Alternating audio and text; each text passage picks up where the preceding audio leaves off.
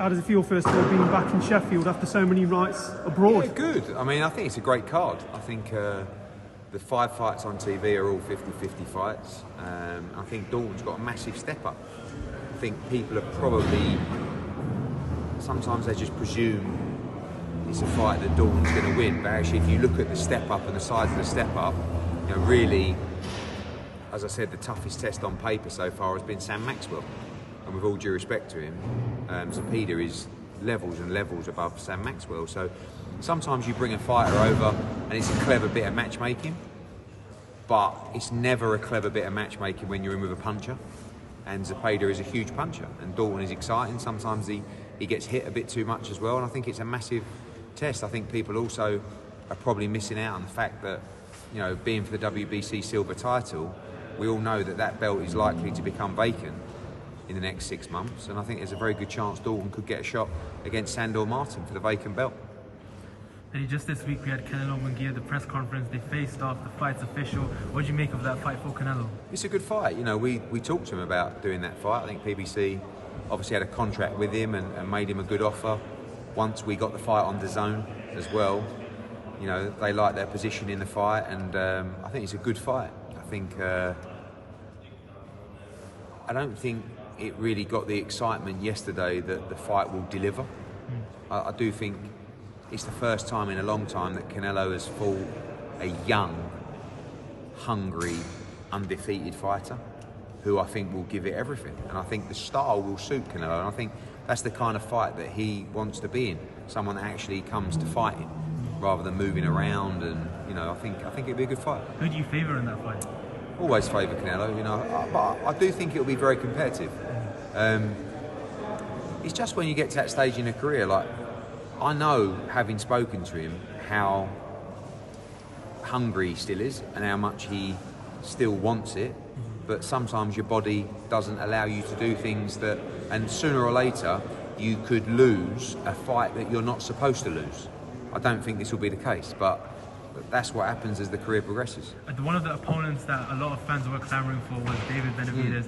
We asked Canelo at the presser about David Benavidez. He said, if they make me an offer for 150 million to 200 million for that fight, I'll take it. What do you make of that comment? I think it was probably a little bit tongue-in-cheek, because I know Saul will fight anybody, but he also knows that that's a big fight, and it is a massive fight. It's one of the biggest in boxing.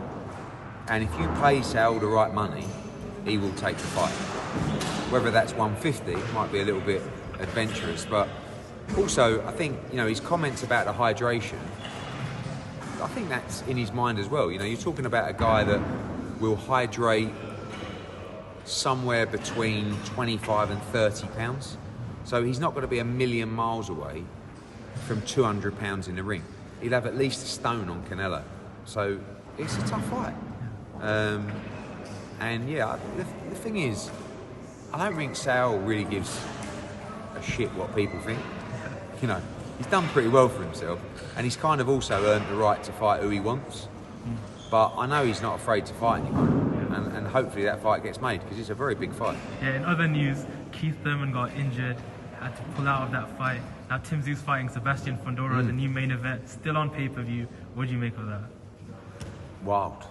I mean, to think that Tim Tszyu against Sebastian Fundora is on pay-per-view is mad. By the way, I don't mind the fight. I hated the Thurman fight. So I think Keith Thurman has zero appetite for boxing, and maybe that's why he's out of the fight. And Tim Tszyu's really exciting, but no one knows who Tim Tszyu is in America, and Fundora's just got sparked. I mean, how that fight can be for a unification after he's just got knocked clean out, I don't really know, but good luck to him. Yeah. You know, it's a big opportunity for Tim Tszyu, who I do think is really exciting. I would like to see Tim Tszyu against Israel Madrimov in a unification. I think that'd be a great fight. Since Terence Crawford has put that to the WBO that he wants to fight the winner of this fight, right? Whoever holds the WBO strap.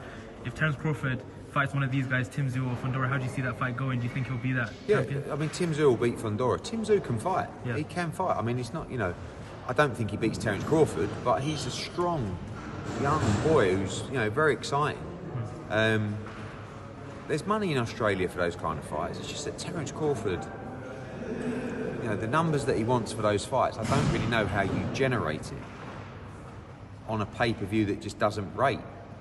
But it's a good fight. Crawford too is a very good fight. Yeah. Just want to jump in. Conor Benn, I want to ask about his career and how that's going, and also, is it going to be Manny Pacquiao next? Obviously. Yeah, I mean, a lot depends on where he's going to fight, you know, and we want to fight in the UK, but we'll find out soon whether that's going to be possible. The Manny Pacquiao fight is there to be done. We know the numbers needed to make the fight, and it's very makeable.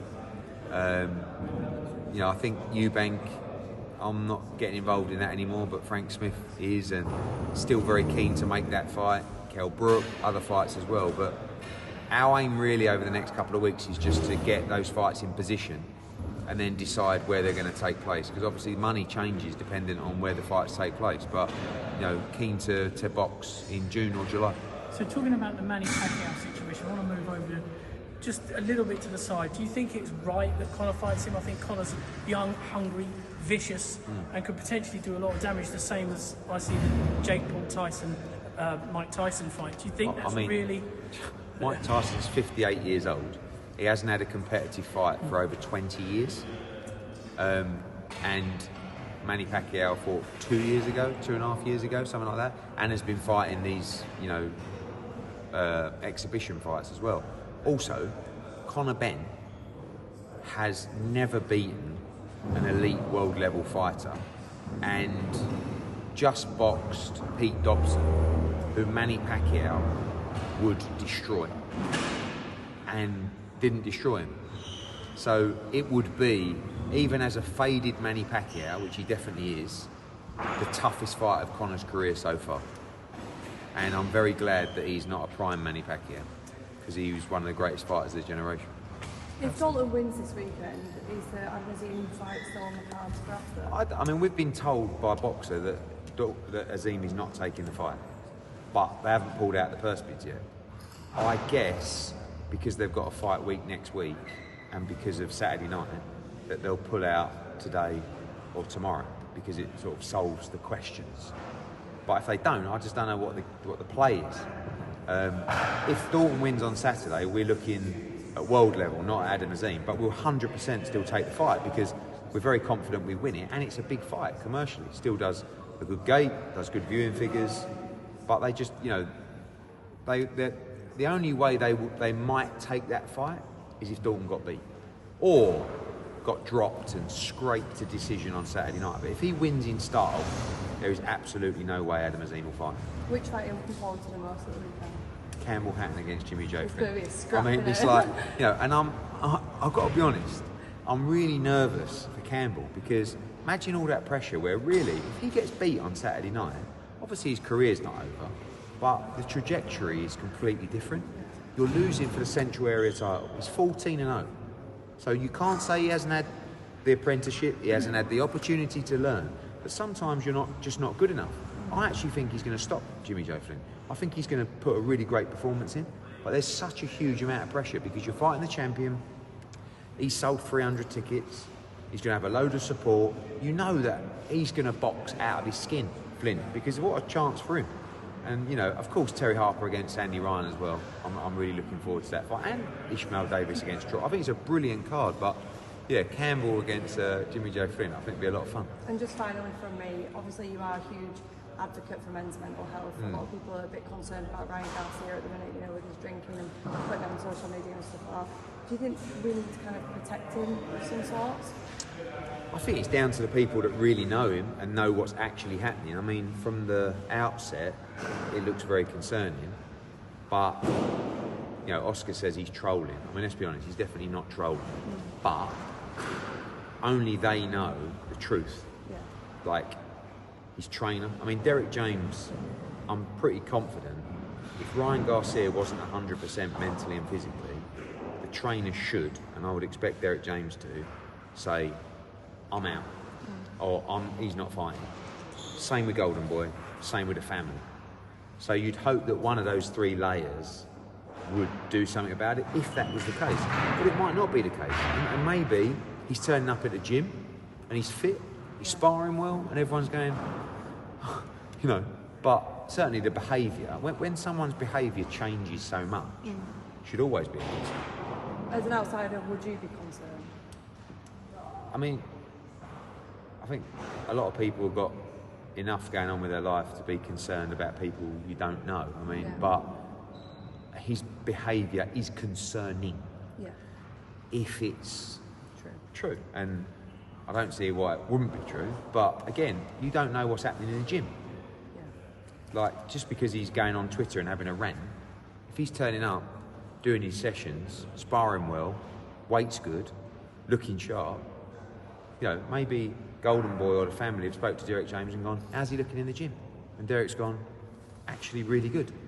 Then all of a sudden it kind of changes the dynamic a little bit. But yeah, it is. I think also, if you're an outsider, you're probably thinking the fight's not happening. You know? But all of a sudden, what are we now? 4 weeks out? So the closer it gets, the more chance there is of the fight happening. Because they would have pulled him out by now. And what would be really annoying is if they pulled him out a week before the fight. Because Devin is seeing all this. He's training his heart out. And he's just got to take the leap of faith that the fight is happening. And if they pull him out a week to go, it makes you feel like they've tried to keep him in the fight, which is not a good look. Because you don't try and keep someone in a fight if there is a problem like that, you know? Thank you. Eddie, so any more movement on this Queensby versus Matchroom? Yeah, we've done it. I mean, we've done the filming for the weights. So now myself and George are going and finding our best fighter from those weight classes. And no one will know who they are until the press conference, which will be April, I believe April the 15th. I thought it was going to get announced last week, the weight classes, but it looks like it could be the end of this week. So, but everything's fine, the date, everything. And there will be an unveiling of the fighters at that press conference where no one will know actually who they are until that press conference. Eddie, you spoke about Campbell Hatton earlier. If he is victorious at the weekends, where do you take Campbell? Is he going to go the traditional route, or are you looking to definitely, definitely tradition. And it, you know, this is a low-level tradition. It's an area title. Sometimes people talk about British, Commonwealth, European. We're talking about Central Area, English, British, Commonwealth, European. So I like it. You know, his dad won the Central Area title 25 years ago. It's a great story. And this is, to be honest with you, level-wise, this is exactly the level he should be starting at for championship level. Pure 50-50 fight, I think. And if he can't beat Jimmy Joe Flynn, he couldn't win an English title. And if he can't win an English title, he can't win a British title, and so on. So it doesn't mean that you can't do it in the future. But there's a lot of pressure on him on Saturday night. I actually think he's going to win by stoppage. I think he's going to box really well. And do you think that having Ricky as a father is putting the extra pressure on? Oh, horrendous. Like, I mean, don't get me wrong. Great to open a door, but horrific. All you hear, I mean, how many press conferences have we heard he's not his dad? No, we get that. His dad was a legend and a very, very good fighter. And listen, maybe Campbell won't meet those levels, but he can still win British title, European title. I mean, who knows how he's going to progress, but... And also, it makes you more of a target. You know that Jimmy Joe Flynn has trained twice as hard for this fight because he fancies it. They all fancy they can beat Campbell Hatton. But maybe it'll be different when they get in there. And a bit more news on Katie Taylor. We heard that she's now no longer boxing at the end of May, which I think is the proposed date. Is there any news on who she may be sort of fighting? Someone like Natasha Jonas has popped up in the last few days. Yeah, she looks like she's going to fight in June now. We're finalising that. She could fight in America. It won't be Jonas. You know, there's been a couple of discussions with Amanda Serrano's team. I think Katie is going to fight Amanda Serrano and Chantel Cameron this year. I truly believe that. I mean, there aren't, outside of maybe the odd mandatory, they are the fights. And they must happen, and they will happen as well. So there is a chance that, you know, maybe it could be Serrano next. If it's not in June, maybe it could be in September, October. But, you know, we need to nail that June date, and I expect that to be done next week. Okay, thanks everyone. Just ask one last bit on that one. If it is Serrano, will she be boxing 3-minute rounds over No, 12? no, it will be under the rules of the Undisputed Championship, which is, of course, as we know, the WBC 2-minute round. Thank you, Eddie. Cheers, everyone. Thank you.